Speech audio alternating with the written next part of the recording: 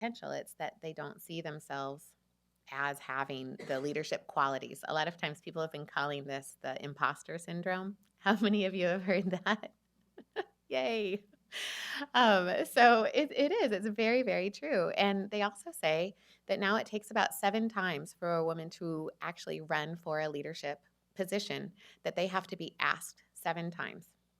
And this is something that we see. So anytime, one easy, simple thing for you to do when you go back is if you see a woman or a girl who is in your life, tell them that you see them, they will be a leader, or that they should do this, because it takes a lot of times often for women to start seeing themselves in that position.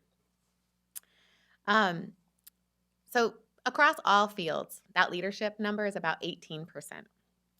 So right now, one of the things that we're looking at, women in the law, about in 2012, 31% of women in the US were lawyers. But for partners, only about 19.5% were women. So there's a discrepancy there. And according to the National Association of Women Lawyers survey in 2011, 86% is what women equity partners make as opposed to male counterparts.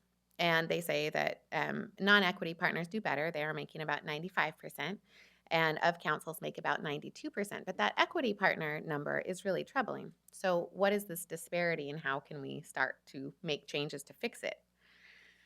Equal pay is important because 2/3 of working women now are the primary or co-breadwinners in their family.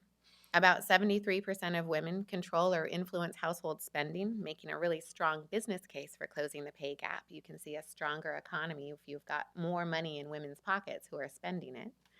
For employers, like you were saying again, when compensation processes don't provide for equal pay, or when there's other societal things that are causing this issue, women end up leaving the force. And that leaves a talent drain and a loss for the workplace's investment in their employee. But most importantly, just because it's fair and it's right. So one of the things I loved was this booklet, and I hope that you'll have a chance to look into it because it has so much great information. And this is a lot of the information that I've taken has pulled from this and tried to synthesize a lot of the research because it's really, really good. Um, Here are some four things that are the problems that they say about gender equity for partner compensation: inaccurate or incomplete allocation of credit for existing and new matters and clients, lack of succession planning for institutional clients and billing credits, poor accountability and lack of transparency in compensation decisions, and gender bias in compensation decisions.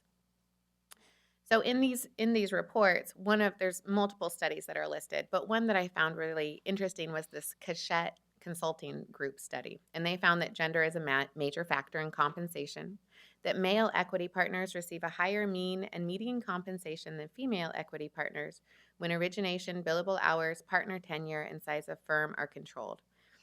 Quote, female equity partners earn less compensation than their male colleagues do. This difference was especially true at high levels of origination and within law firms of 1,000 or more attorneys. And I found that really interesting because if you're looking at a law firm that has 1,000 or more attorneys, they should really have HR practices and processes that account for these things.